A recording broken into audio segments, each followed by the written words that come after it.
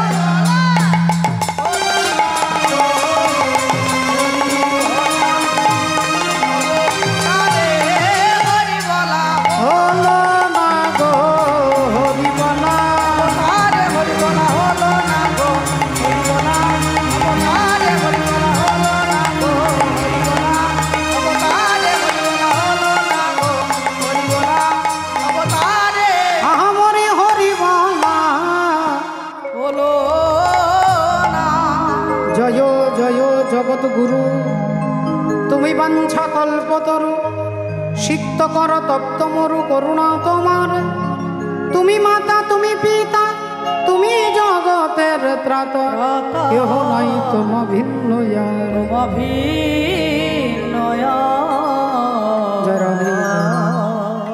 তাই চলুন এতক্ষণ আমরা মহাপ্রভু চরণ আশ্রয় করেছিলাম আজকে যে লীলা শুনবো যার মধ্যে আমরা তথ্য উদ্দেশ্য জীব শিক্ষা আমরা দেখব তাই সেই লীলাই প্রবেশ করার পূর্বে আমরা ভজনের মধ্য দিয়ে ভজন রাজ্যে যাব আমরা একবার চিৎকার করে সবাই মিলে বলবো বলো রাধা রানী কি জয় বলো ভগবান কৃষ্ণচন্দ্র কি জয় बोलिए भागवत महापुराण की जय अनंत कोटि भक्त वृंदो की जय निताई गौर सीतानाथ प्रेमानंदे हरि हरि बोल हरि हरि बोल रंग दे चुनरिया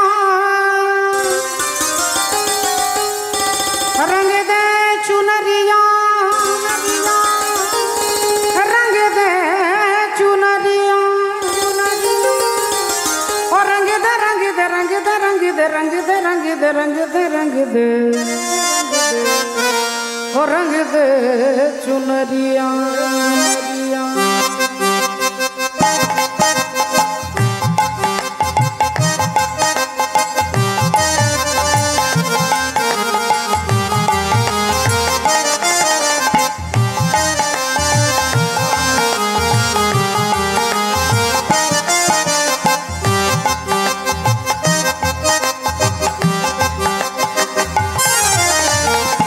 रंग दे चुनरिया ओ रंग दे चुनरिया ओ रंग दे चुनरिया ओ रंग दे चुनरिया ओ शाम पिया मोरी रंग दे चुनरिया ओ रंग दे चुनरिया रंग दे चुनरिया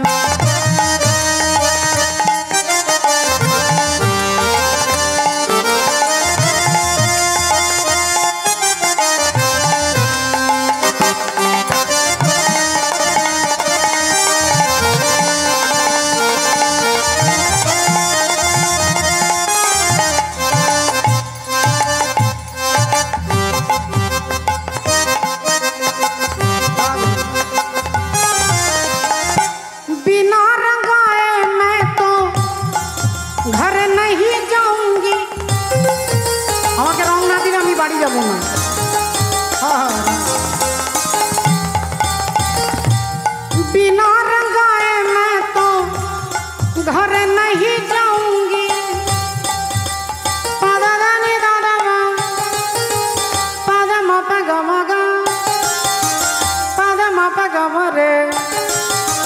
गमरे गजनी सा सरे गम पापा धापा मग पापा रे गम पा धा धा धापा मग पापा निजा गा निजा गा निजा निजा गा निजा गा निजा निजा गा निजा गा निजा गा निजा गा निजा निजा गा गा रे निजा गा गा रे निजा गा गा रे रे मामा गा मा पा गा ने दा पा मा पा गा म रे गा सा रे निजा द निजा गा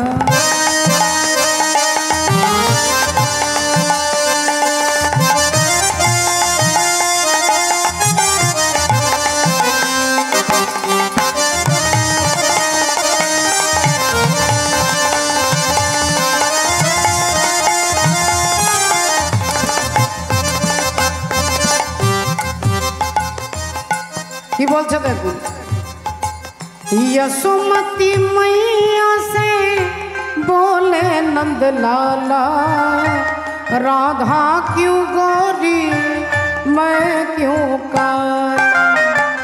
यशोमती मैया से बोले नंद लाला, राधा क्यों गोरी मैं क्यों काला।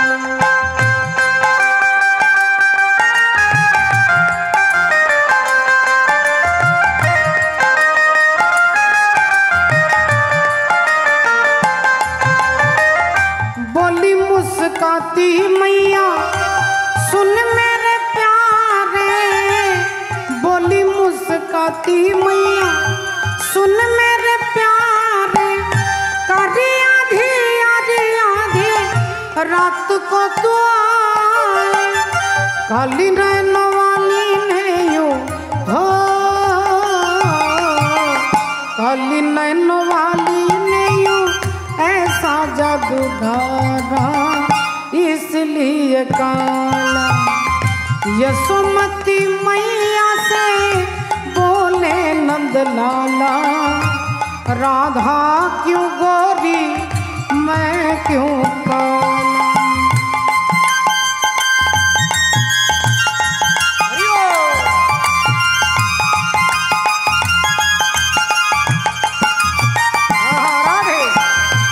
जल से पतला कौन है कौन भूमि से भारी, और कौन अगन से तेज है कौन का जल से कारी। जलेर থেকে পাতলা কি, মাটির থেকে ভারী কি, আগুনের থেকে তাপ কি, আর কাজলের থেকে কালো কি? উত্তর দিচ্ছেন নীরবে। জল সে পতলা পতলা পতলা পতলা,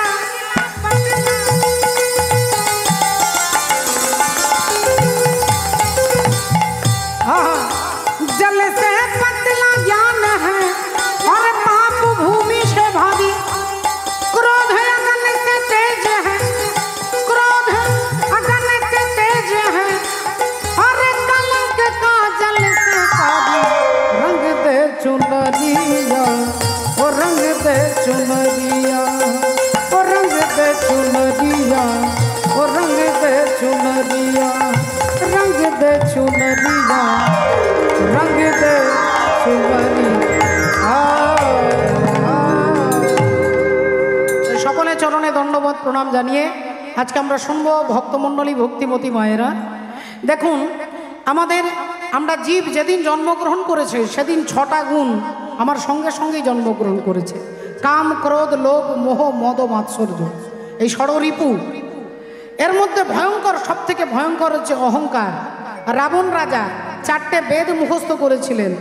রাবণ রাজার বাড়িতে কোন কোন দেবতারা চাকরি করতে যেতেন? সৃষ্টিকর্তা ব্রহ্মা, তিনি টিউশন পড়ানোর জন্য যেতেন। ব্রহ্মাকে যেতে হতো টিউশন পড়াতে। যে যমরাজাকে রাষ্ট্রপতি থেকে পাবলিক পর্যন্ত, আর পিঁপড়ে থেকে হাতি পর্যন্ত সবাই যমরাজাকে ভয় পায়, সেই যমরাজা রাবণের বাড়িতে যে ঘোড়াগুলো ছিল তার ঘাস কেটে দেওয়ার জন্য যমরাজাকে যেতে হতো। রাবণের বাড়িতে এসি মেশিন বসিয়ে দিয়েছিলেন। গ্রীষ্মকালে গরম লাগবে না, ঠান্ডার শীতের সময় ঠান্ডা লাগবে না। এয়ার কন্ডিশন মেশিন পবন দেবতা। শীতকালে গরম বাতাস আর গ্রীষ্মকালে ঠান্ডা বাতাস, এই এসি মেশিন বসিয়ে দিয়েছিলেন। রাবণের কখনো জলের কষ্ট হতো না। বরুণ দেবতা তার সারাক্ষণ 24 ঘন্টা জল সাপ্লাই দিতেন। এত এত দেবতারা যে রাবণের কাছে ইশারাতে উঠতো আর বসতো, সেই রাবণ রাজা বিনাশ হয়ে গেলেন। তার ট্যালেন্টের কোনো অভাব নেই। কোনো শাস্ত্রে দেখাতে পারবেন না যে ব্রাহ্মণ হরিবোল তিনি হচ্ছেন পুলস্ত ঋষির নাতি, বিশ্বশ্রবা মুনির পুত্র, জাতিতে ব্রাহ্মণ, 4টে বেদ মুখস্থ করেছে, যার প্রভাব সম্পর্কে স্বর্গমর্ত পাতাল সকলে জানে। সেই রাবণ বিনাশ হয়ে গেল একটা দোষের জন্য, সেই দোষটা হচ্ছে অহংকার। এই অহংকার বিনাশের সূচনা, বিনাশের পথটা পরিষ্কার করে দেয়। তাই অহংকারকে, রাধে রাধে, অহংকার আসে কোথা থেকে? বলে অহংকার এমনি আপনার শরীরে আসতে পারবে না যতক্ষণ আপনি আপনার প্রশংসা না শুনবেন। যখনই প্রশংসা শুনবেন, অহংকার আপনার কান দিয়ে প্রবেশ করবে। অহংকার আপনার কানের ভেতর, কান দিয়ে প্রবেশ করবে। আপনি ভালো গান করেন, আপনি ভালো রান্না করেন, আপনি ভালো পড়াশোনা করেন, আপনি ভালো ছবি আঁকেন, আবৃত্তি করেন, এই যে প্রশংসা যখনই শুনবো তখনই আমার ভেতরে অহংকার প্রবেশ করবে। তাহলে যখনই প্রশংসা করবে বলে তখনই সেটা ভগবত চরণে নিবেদন করতে হবে। ভালো গান করেন বলে আমি গান করি না, ভগবান দয়া করেছেন তাই আমি গান করি, ব্যাস এটা হয়ে গেল প্রসাদ, সঙ্গে সঙ্গে প্রসাদ হয়ে গেল, অহংকার থাকতে পারবে না। তাই আজকে অহংকারের দর্প চূর্ণ হলো যার, আমরা তারই তথ্য শুনবো। আর এই মুহূর্তে চলে যাব আজকে মহামুনি ভৃগু, সেই ভৃগু মুনি যজ্ঞ করছেন, স্বর্গ মর্ত পাতাল সবাইকে নেমন্তন্ন করেছেন, সবাই এসেছেন ভৃগু মুনির যজ্ঞে। মহাজন কলম দিচ্ছেন, একদিন ভৃগু মুনি যজ্ঞ আরম্ভিল,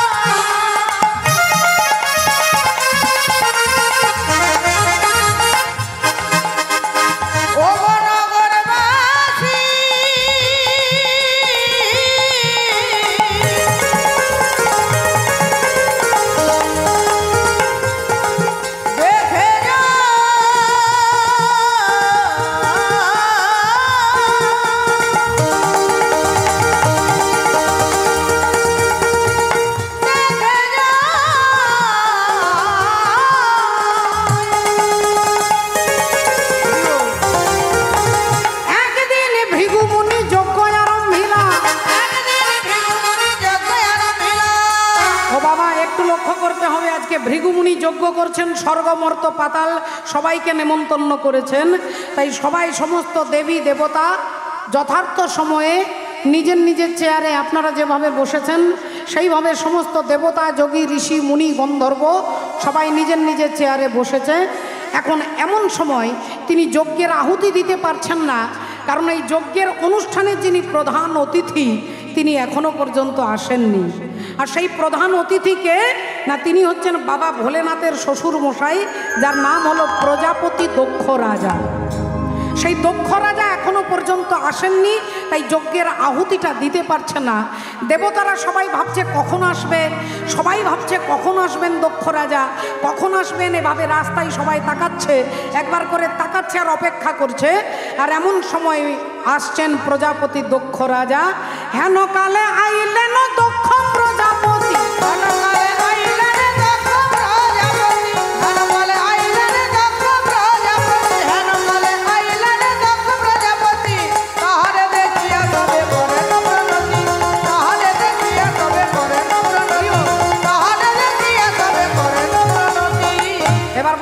দেখুন আপনি কোনো ধর্মীয় অনুষ্ঠানে, কোনো মন্দিরে, কোনো যজ্ঞের অনুষ্ঠানে যাবেন, সেখানে কি একটা হাতের ওপরে আরেকটা হাত এরকম করে যাবেন?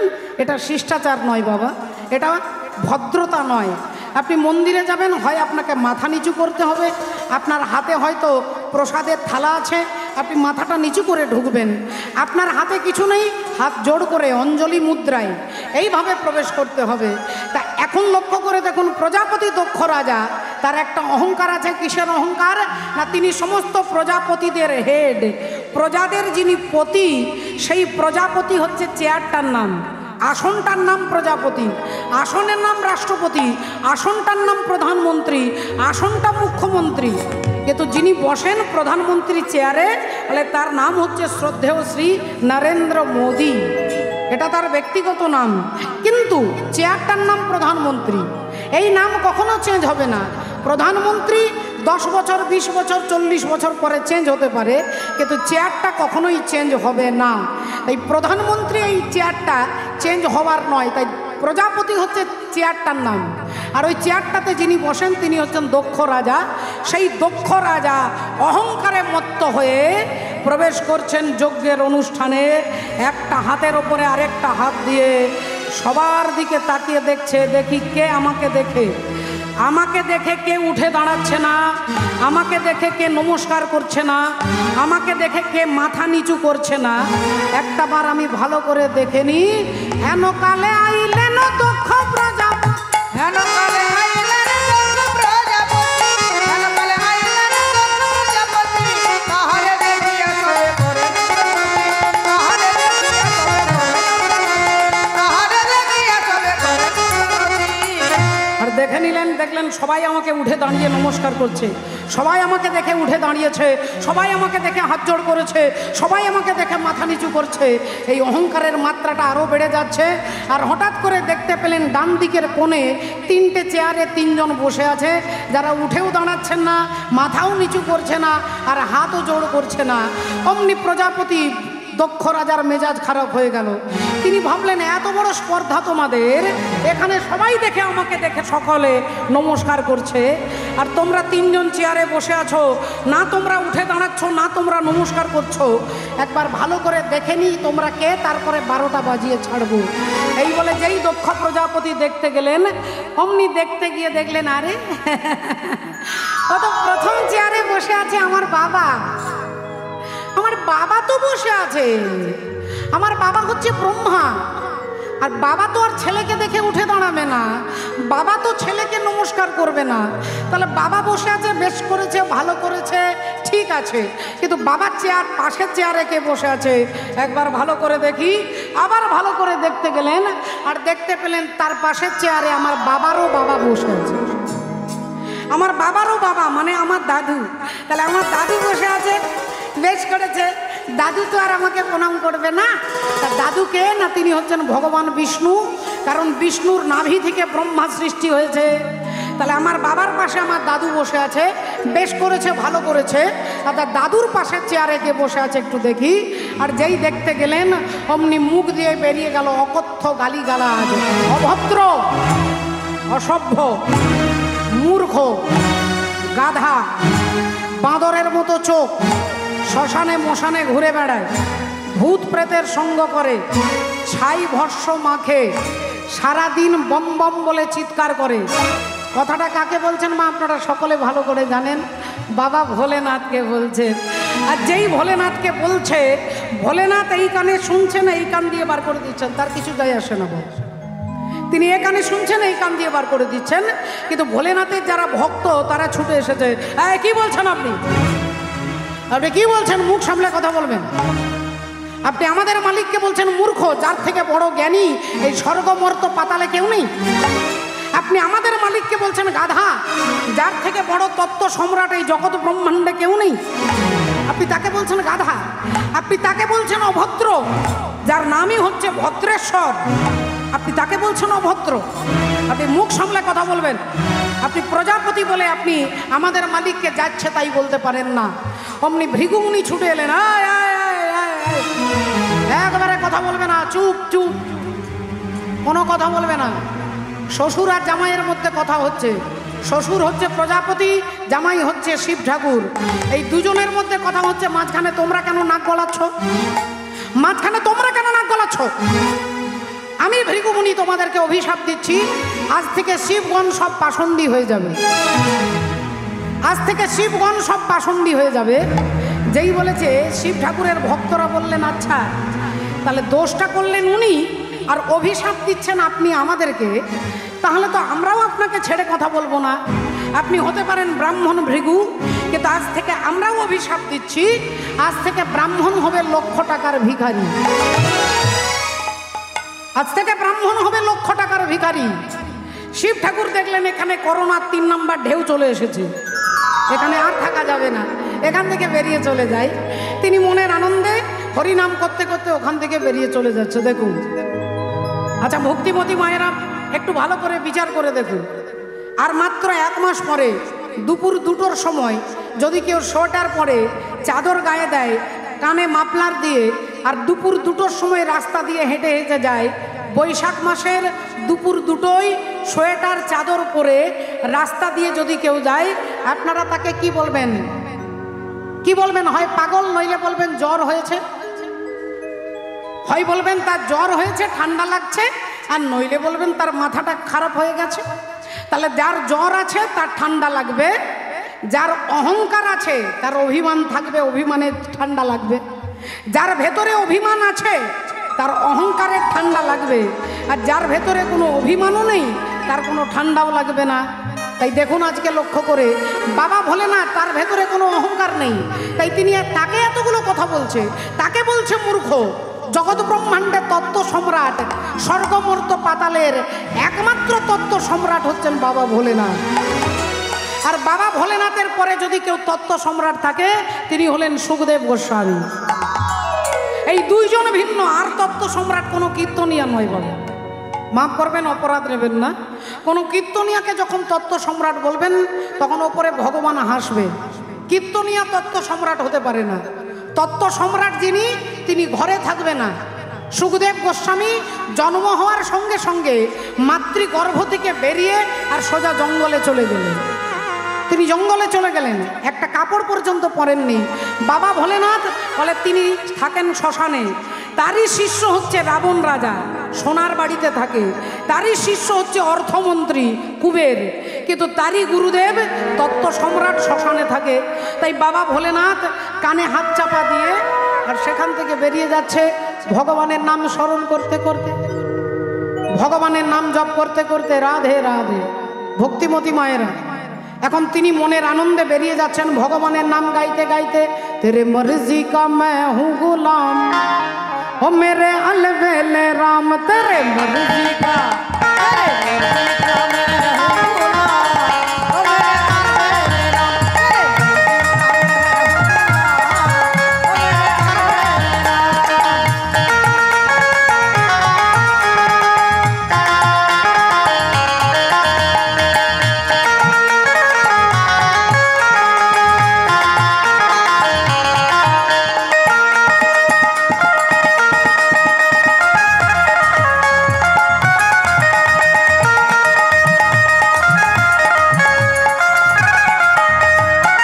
अलबेले राम, मेरे अलबेले राम, अलबेले राम, अलबेले राम, अलबेले राम, अलबेले राम, अलबेले राम, अलबेले राम। तेरे मर्जी का मैं हूँ गुलाम, ओ मेरे अलबेले राम।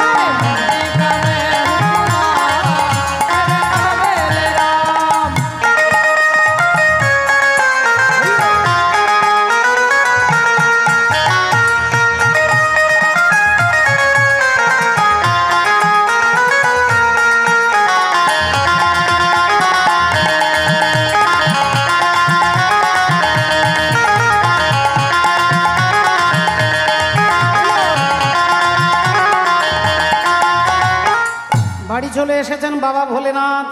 আর বাড়িতে এসেই তার হঠাৎ করে মনে হলো, আরে আমাকে তো কীর্তন শুনতে যেতে নেমন্তন্ন করা আছে, আমাকে আজকে এক্ষুনি এই মুহূর্তে কীর্তন শুনতে বেরিয়ে যাব। আমি অগস্ত্য ঋষির আশ্রমে হরিকথা শুনবার জন্য বাবা ভোলেনাথ বেরিয়ে যাবে। আর যেই বাবা ভোলেনাথ ঘর থেকে বাইরে বেরিয়েছে, একটা পা বাইরে দিয়েছেন, অমনি মা সতী তার সামনে দাঁড়িয়ে বলছে, বলি আমিও তোমার সঙ্গে যাব, আমিও তোমার সঙ্গে যাব, আমিও তোমার সঙ্গে যাব, আমিও তোমার সঙ্গে যাব, আমি তোমার সাথে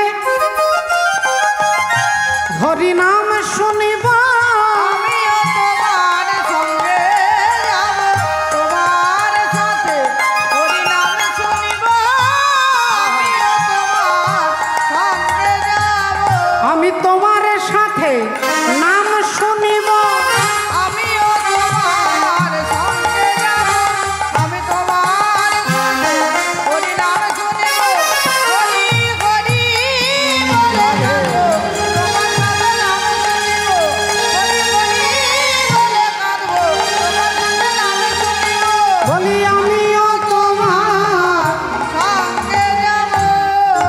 মা সতী বললেন, স্বামী আমি আপনার সঙ্গে যাব। ভোলেনাথ বললেন, আচ্ছা তুমি আমার সঙ্গে যাবে, তুমি কি জানো আমি কোথায় যাচ্ছি? মা সতী বললেন, আপনি তো দুটোই জায়গা যান, এক হচ্ছে হরি নামে যান আর এক হচ্ছে শ্মশানে যান। আমার মনে হচ্ছে আপনি এখন কীর্তন শুনতে যাচ্ছেন, আমি আপনার সঙ্গে যাব। ভোলেনাথ বললেন, আচ্ছা বেশ ঠিক আছে, আমার সঙ্গে যখন তুমি কীর্তন শুনতে যাবে একটা কথা মনে রেখো সতী, সারা রাত্রি জেগে জেগে কিন্তু কীর্তন শুনতে হবে। তাই গোটা রাত্রি কীর্তন শুনতে পারবে তো? সতী বললেন, আপনি যদি পারেন তাহলে আমি কেন পারবো না? বেশ, তাহলে চলো।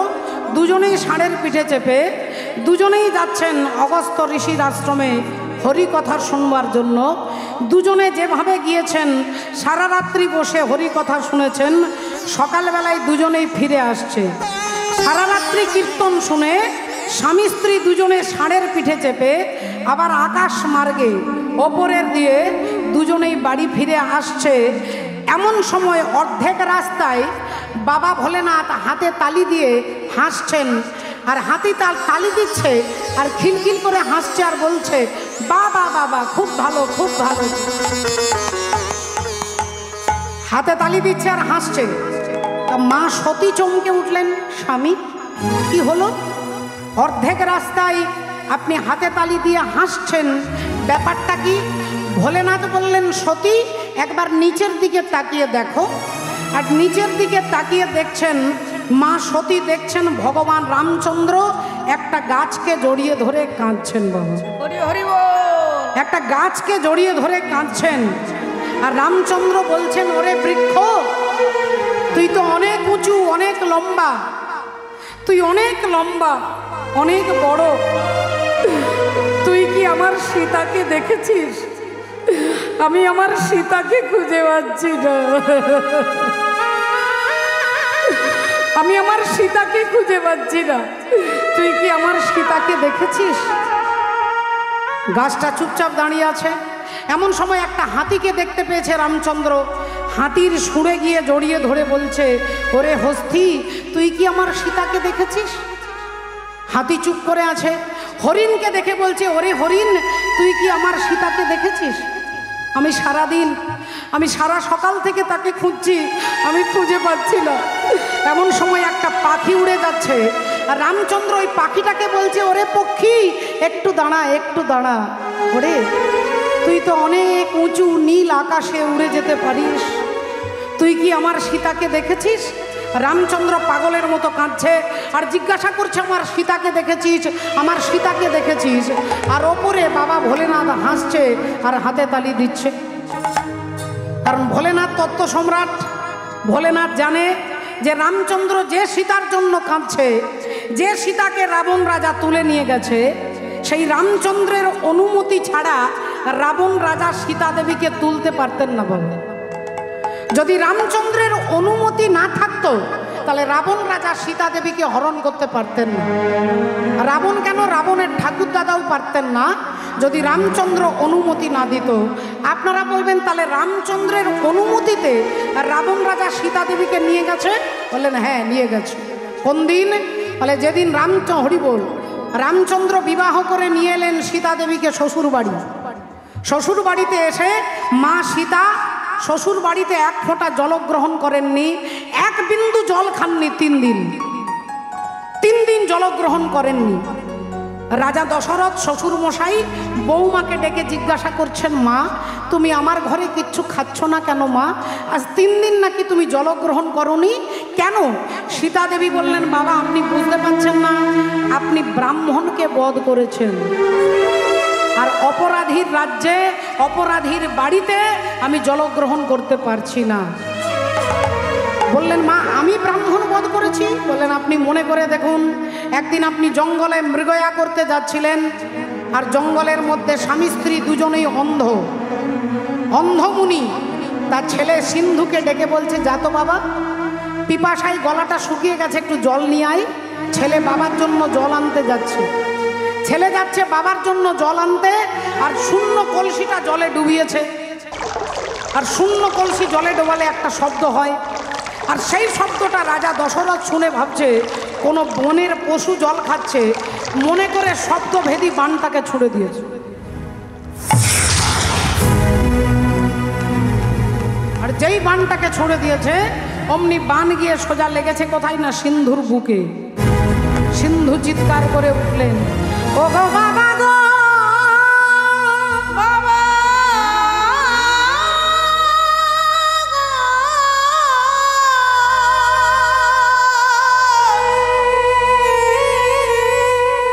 তুমি আমায় ক্ষমা করো, আমি তোমাকে জল দিতে পারলাম না বাবা, তোমার পিপাসা আমি তোমাকে জল দিতে পারলাম না, আমাকে ক্ষমা করো। রাজা দশরথ ছুটে গিয়ে দেখছে ঋষিপুত্র রক্তাক্ত কলেবরে পড়ে আছে। ছুটে গিয়ে রাজা দশরথ তাকে কোলে নিয়েছে। আমাকে ক্ষমা করবেন, আমি আপনাকে হরিণ মনে করে শব্দভেদী বাণে আঘাত করেছি। সিন্ধু বললেন, মহারাজ এতে আপনার কোনো দোষ নেই, সবই আমার কপালের লেখা। কিন্তু মহারাজ আমার একটাই বক্তব্য, আমার একটাই দুঃখ, আমার মা বাবা দুজনেই অন্ধ, তারা জলের জন্য অপেক্ষা করছে, আমি তাদের জন্য জল আনতে এসেছিলাম। এ জন্মে আর কোনো দিন আমার বাবাকে আমি জল দিতে পারবো, এ জন্মে আমি জল দিতে পারবো না। রাজা দশরথ বললেন, আমি আপনার বাবাকে জল দিয়ে আসবো, আমি কথা দিচ্ছি আপনার অন্ধ পিতা মাতাকে আমি জল দিয়ে আসবো। আর অমনি সিন্ধু মৃত্যুর কোলে ঢলে পড়লেন। সত্যবাদী রাজা দশরথ মাটির কলসি করে জল এনে অন্ধমুনির কাছে দাঁড়ালেন। অন্ধমুনি চোখে অন্ধ কিন্তু জ্ঞানে তো অন্ধ নন। তিনি বললেন, কে আপনি? না, আমি অযোধ্যার রাজা দশরথ। কেন এসেছেন? বললেন, আপনাকে জল দিতে এসেছি। না না না, আমাকে জল দিতে হবে না, আমার ছেলে জল আনতে গেছে, আমার ছেলে এক্ষুনি আসবে, আমাকে জল দেবে। রাজা দশরথ বললেন, কিছু মনে করবেন না, আপনার পুত্রকে কিছুক্ষণ আগে আমি হত্যা করেছি। না হতে পারে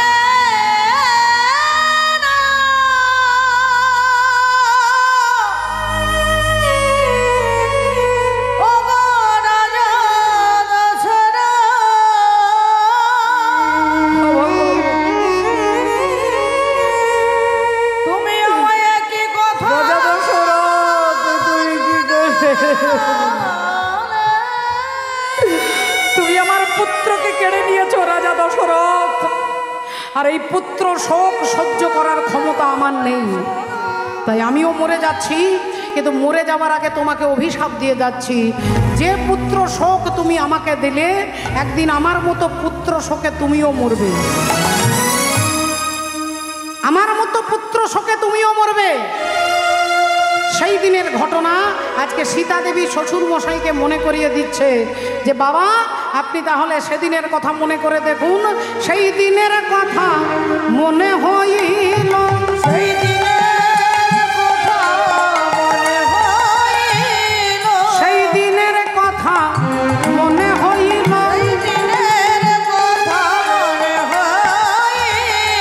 পূর্বে যাহা ঘটেছিল,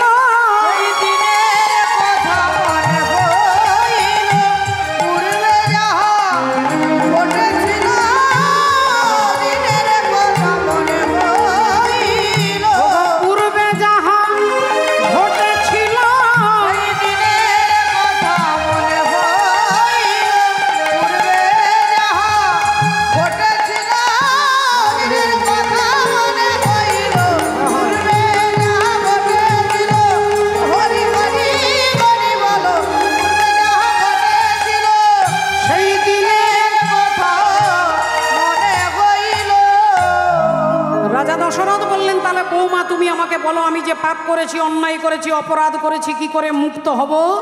সীতা দেবী বললেন, তাহলে বাবা আমার কথাটা মন দিয়ে শুনুন।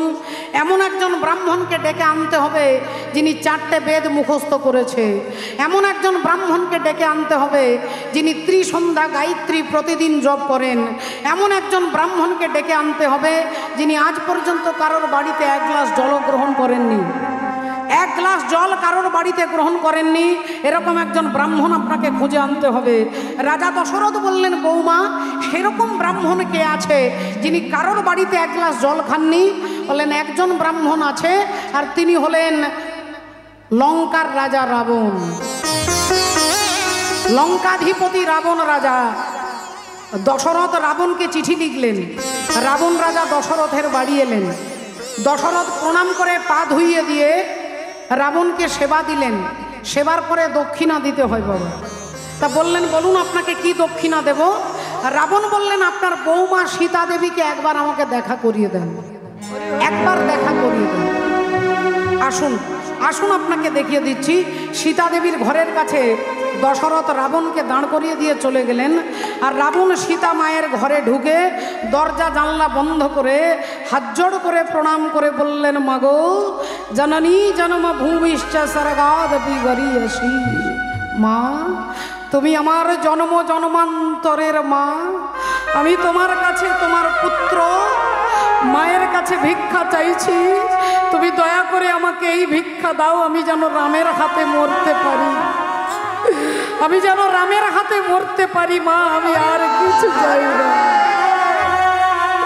আমি রামের হাতে যেন মরতে পারি, আর তোমার কাছে কিছু চাই না। সীতা দেবী বললেন, বাবা তাহলে আপনি একটু দাঁড়ান, আমি আমার স্বামীকে ডেকে নিয়ে আসি।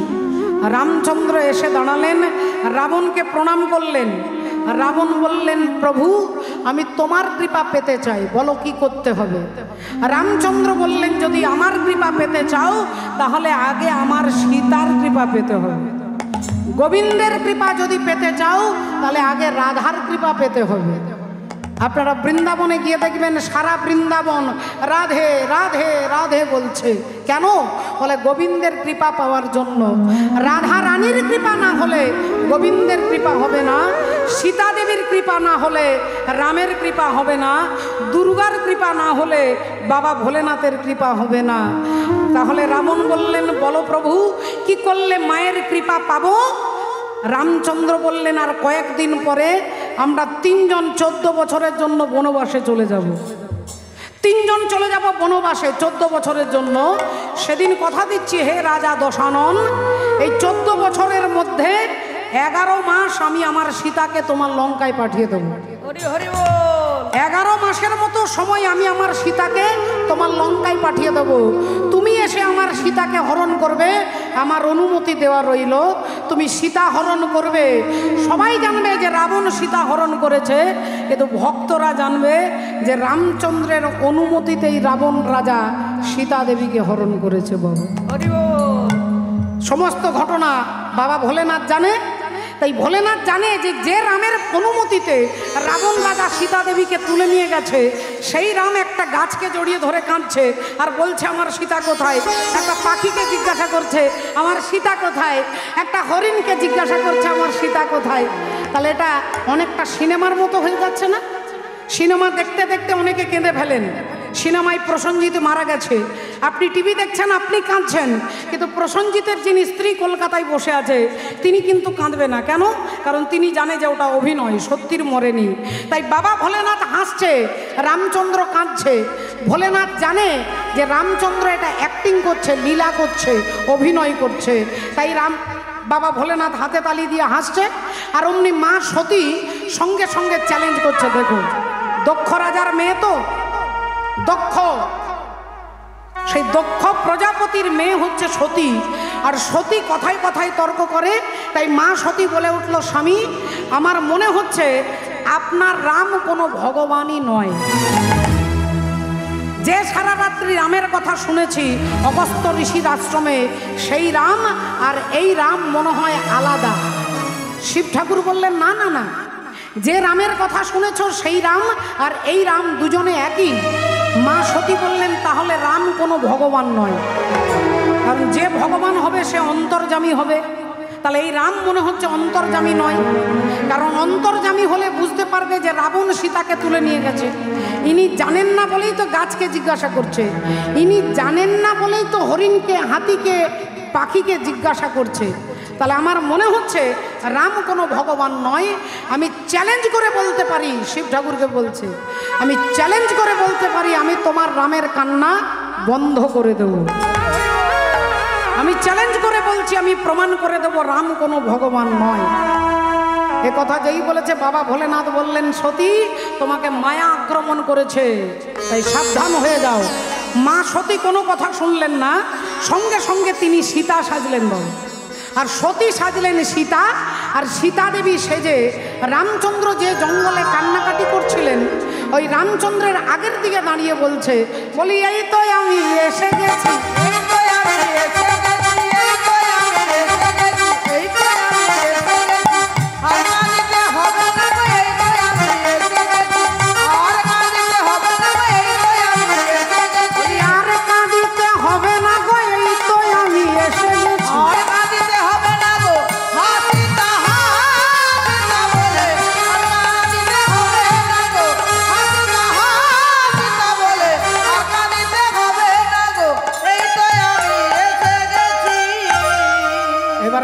সতী সেজেছে সীতা, সীতার মতো রং, সীতার মতো ঢং, সীতার মতো চুল, সীতার মতো কাপড়, সব সীতার মতো সেজে আর রামচন্দ্রের আগের দিকে দাঁড়িয়ে বলছে, স্বামী আপনি কাঁদবেন না, আমি আপনার সীতা, আমি চলে এসেছি।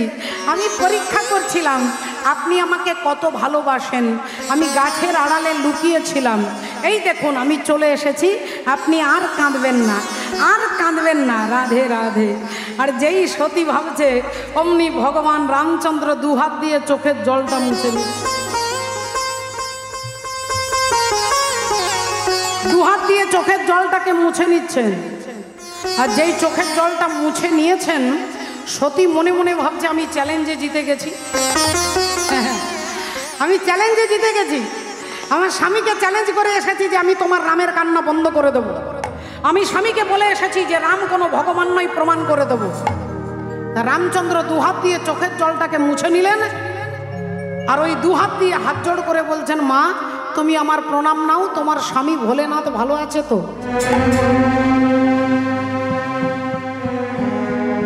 ও মা তোমার স্বামী ভোলেনাথ ভালো আছে তো নাকি?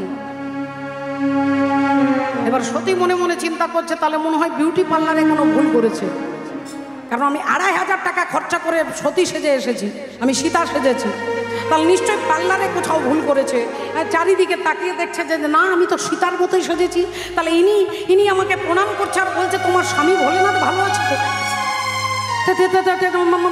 মানে আপনি কি করে জানলেন যে আমি সীতা নই? রামচন্দ্র বললেন, মা যিনি আমার সীতা তিনি রামের আগের দিকে দাঁড়ায় না, তিনি রামের পেছনে দাঁড়ায়। সীতা রামের পেছনে থাকে আর সীতা দেবীর পেছনে থাকে লক্ষণ। তাহলে পিছন দিক থেকে যদি আমরা যাই তাহলে আগে পাবো লক্ষণ, তারপরে পাবো সীতা, তারপরে পাবো রাম। কেন? এর কারণটা কি? আগে হচ্ছে গুরু, আগে গুরু তত্ত্ব, আগে গুরু হচ্ছে লক্ষণ, আর গুরুর পরে হচ্ছে ভক্তি, হচ্ছে সীতা। তাহলে গুরুর কৃপার পরে ভক্তি আর ভক্তির পরে ভগবান। তাহলে তুমি কেমন সীতা যে তুমি রামের আগের দিকে দাঁড়িয়ে আছো? মা এই যেই বলেছে অমনি মা সতী তাড়াহুড়ো করে পালিয়ে আসছে, আর এদিকে বাবা ভোলেনাথ চোখ বন্ধ করে দেখছিলেন, টিভি দেখছিলেন আর কি, রাধে রাধে ওখানে কি হচ্ছে। যেই সতী এসে দাঁড়িয়েছে অমনি ভোলেনাথ মুচকি হেসে বললেন, সব ঠিক আছে তো? সব ঠিক আছে? হ্যাঁ সব ঠিক আছে। কি হলো? কি আর হবে, আপনি যাকে দিন রাত্রি প্রণাম করেন সে তো আমাকে প্রণাম করলো, আপনি যাকে প্রণাম করেন সে আমাকে প্রণাম করলো। ভোলেনাথ বললেন, আচ্ছা তারপর কি হলো? বলে তারপর কি হবে, আমি আপনার কাছে চলে এলাম, আর চলে এলাম বলে দিয়ে যাই মা সতী স্বামীর বাম দিকে বসতে যাবে, স্বামীর বাম দিকে স্ত্রী বসে, প্রতিদিন বসে, সারাক্ষণ বসে, সারা জীবন বসে। তাহলে আজকে মা সতী বাম দিকে বসতে যাবে, আর অমনি ভোলেনাথ বাম দিকের আসনটাকে চেঞ্জ করে ডান দিকে করে দিলেন। ওগো ঝিয়ের পেটে মায়ের জন্ম, বলি তোমরা ভেবে করবে কি, ওই চাঁদের গায়ে চাঁদ লেগেছে, তোমরা ভেবে করবে কি, চাঁদের গায়ে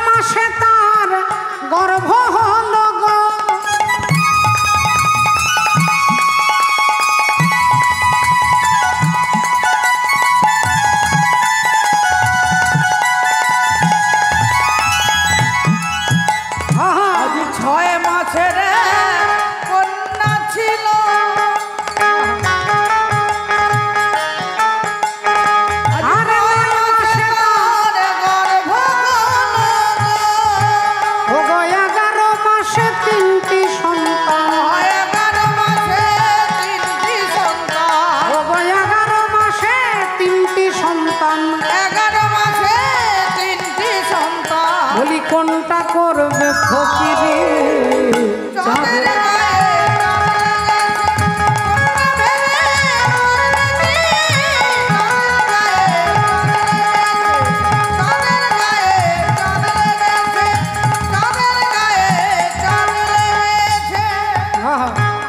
বলি ঘর আছে তার দুয়ার নাই আর লোক আছে তার বাক্য নাই গো বলো কে তাহারে আহার যোগায় কে বাদে সন্ধ্যা কে তাহারে আহার যোগায় কে বাদে সন্ধ্যা।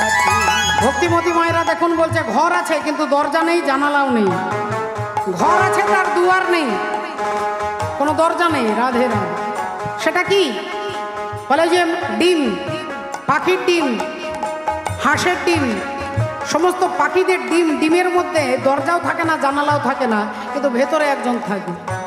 ফকির লালন ভেবে বলে দেখো ছেলে মরে মাকে ছুলে গো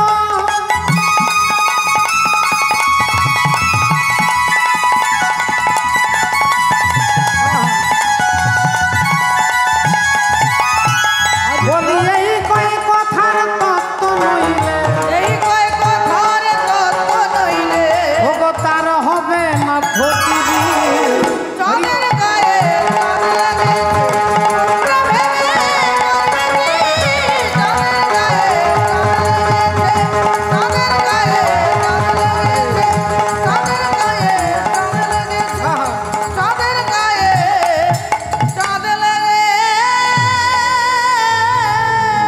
শ্রদ্ধেয় ভক্তমণ্ডলী, ভক্তিমতী মায়েরা। তাহলে আসুন আজকে দেখুন কি হয়েছে। এদিকে ভোলেনাথের কথা তো শুনছেন, এদিকে প্রজাপতি দক্ষ রাজা মনে মনে ভাবছে যে আমার জামাই আমাকে দেখে উঠে দাঁড়ালো না, আমার জামাই আমাকে নমস্কার করলো না, আমার জামাই আমার বিনা অনুমতিতে চলে গেল। তিনি দাঁড়িয়ে দাঁড়িয়ে নিজের অপমানের কথা চিন্তা করছে, নিজের অপমানের কথা ভাবছে, আমাকে দেখে প্রণাম করলো না, নমস্কার করলো না। দক্ষ প্রজাপতি দাঁড়িয়ে দাঁড়িয়ে ভাবছে। আর এমন সময় আগুনের মধ্যে ঘি দেওয়ার জন্য দেবর্ষি নারদ এসে দাঁড়ালেন। নারায়ণ নারায়ণ। তা প্রজাপতি দক্ষ রাজা, আপনার মুখের দিকে দেখে মনে হচ্ছে আপনি কোনো চিন্তার মধ্যে আছেন, ভীষণ একটা চিন্তাতে আছেন। কি হয়েছে আপনার?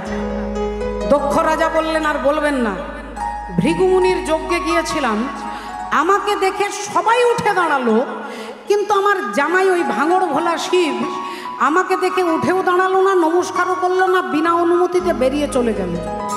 এটা তো বিশাল বড় অপমান করলো না আমাকে। তা নারদ মুনি বললেন বেশ তো, আপনাকে যখন অপমান করেছে আপনিও তাকে একটা অপমানের ব্যবস্থা করুন, আপনিও তাকে অপমান করুন। আপনাকে অপমান করেছে আপনি ছেড়ে দেবেন কেন? আপনিও তাকে অপমানের ব্যবস্থা করুন। আপনার বাড়িতে বিরাট বড় একটা যজ্ঞ করবেন আর সেই যজ্ঞে সবাইকে নেমন্তন্ন করবেন, শুধু ভোলেনাথকে বাদ দিয়ে দেবেন। ভোলেনাথকে বাদ দিয়ে দেবেন, তাহলে তার অপমান হয়ে গেল। এখন দক্ষ প্রজাপতি ভাবছে তাহলে নারদ মুনি আমার হয়ে, আমার দলের হয়ে কাজ করছে, আমার দলের হয়ে, আমার দলে ঢুকেছে। রাধে রাধে। আমার হয়ে কথা বলছে, এটা দক্ষ প্রজাপতি ভাবছে। আর নারদ মুনি বলছে আজকে আমি তোমারও দলে নই আর কারোর দলে নই, আমি হলাম ধর্মের দলে। ব্যাপারটা কি? বলে দুই ভাই গেছে মেলা দেখতে, রামু আর শামু। দুই ভাই মেলা ঘুরতে ঘুরতে ঘুরতে সন্ধে হয়ে গেছে, প্রচণ্ড খিদে পেয়েছে। বড় দাদা ছোট ভাইকে বলে ভাই দেখ তো তোর পকেটে ক টাকা আছে। ভাই বলল দাদা পকেটে 1 টাকাও নেই। কেন তোমার নেই? দাদা বললেন আমারও পকেটে 4 আনা নেই। তাহলে কি করবো দাদা, খিদে পেয়েছে, চলো ঘরে গিয়ে মুড়ি খাবো। দাদা বললেন ঘরে গিয়ে মুড়ি খাবো না, এই মেলাতে, এই বাজারে, এই দোকানে আমি জিলিপি খাবো। ভাই বলল দাদা খাবে কি করে, 1 টাকাও পকেটে নেই আর তুমি জিলিপি খাবে কি করে? দাদা বলল চল না বিনে পয়সায় খাবো। ভাই বলল দাদা বিনে পয়সায় খাবো, তারপরে মার খেতে হবে। দাদা বলে আরে চল না, যা হবার হবে। ভাই বলল দাদা আমার মার খাওয়ার ইচ্ছে নেই, তুমি যাও। ভাই একটু দূরে দাঁড়িয়ে আছে, দাদা চলে এসেছে দোকানে। দাদা জিলিপি কত? 250-25 টাকা। দেন তো দাদা, তাড়াতাড়ি দেন, খুব খিদে পেয়েছে। এখন 25 টাকার 250 জিলিপি তার হাতে ধরিয়ে দিয়েছে বাবা। রাধে রাধে। হাতে জিলিপি ধরিয়ে দিয়েছে। ভক্তমণ্ডলী, ভক্তিমতী মায়েরা, এখন যেই হলেছে মা, অমনি জিলিপির ঠোঙা ধরিয়ে দিয়েছে, জিলিপি খাচ্ছে আর ভাইকে দেখিয়ে দেখিয়ে খাচ্ছে আর দেখাচ্ছে যে দেখ আমি বিনে পয়সায় খাচ্ছি। হরি বল। এখন দাদার যে খাচ্ছে ভাই মনে মনে ভাবছে যে ও যদি বিনে পয়সায় খেতে পারে তাহলে আমিও বিনে পয়সায় খাবো। এখন ভাই চলে এসেছে, হরি বল, রাধে রাধে। আর চলে এসে দোকানদারকে বলছে দাদা জিলিপি কত? বলে 225 টাকা। তা দেন তো দাদা। এখন দোকানদার তাকেও দিয়েছে। এখন ভাইও জিলিপি খাচ্ছে, দাদার খাওয়া হয়ে গেছে। দাদা হাত ধুয়ে সোজা বেরিয়ে চলে যাবে, অমনি দোকানদার দেখে চিৎকার করে ডাকছে, এই যে দাদা এদিকে আসুন, আপনি বিনা পয়সায় খেয়ে বা বেরিয়ে চলে যাচ্ছেন, পয়সা দিয়ে দেন। আর রামু অমনি বলে উঠল, আচ্ছা আচ্ছা ঠিক তো, আমি তো ভুলে যাচ্ছিলাম, আমি আপনাকে 30 টাকা দিয়েছি, 5 টাকা ফেরত দেন। 30 টাকা দিয়েছি, 5 টাকা আমাকে ফেরত দেন। দোকানদার বললেন, দেখুন দাদা মিথ্যে কথা বলবেন না, একবারে মিথ্যে কথা বলবেন না, আপনি আমাকে 1 টাকাও দেননি। রাধে রাধে। যেই বলেছে অমনি দোকানদার বলছে, কি আপনি মিথ্যেবাদী, আপনি আমাকে টাকা দিয়েছেন? আর রামু বললেন, আমি আপনাকে 30 টাকা দিয়েছি। এখন দোকানদারের সঙ্গে রামুর তুমুল ঝগড়া শুরু হয়ে গেছে, এর মধ্যে শামুর খাওয়া হয়ে গেছে। তিনি ভাবলেন এবার আমি কি বলবো, আমি কি বলে কি করে নিজেকে কি বলা যায়। এখন শামু হাতটা ধুয়েছে আর অমনি দোকানদার তাকে ডেকেছে, এই যে দাদা এদিকে আসুন তো দাদা, এটা আসুন না, আপনি বলে দিন তো দাদা এই ভদ্রলোক কি আমাকে 30 টাকা দিয়েছে? শামু সঙ্গে সঙ্গে বলছে, ঠিক আছে ঠিক আছে, আপনার সমস্যার সমাধান পরে করব, আগে আমার 5 টাকাটা মনে আছে তো নাকি? আমার 5 টাকাটা মনে আছে তো? আমি আপনাকে 30 টাকা দিয়েছি, 5 টাকা ফেরত দেবেন তো নাকি? না আমাকেও একই কেসে ঢুকিয়ে দেবেন? দোকানদার মনে মনে ভাবে, যদি বলি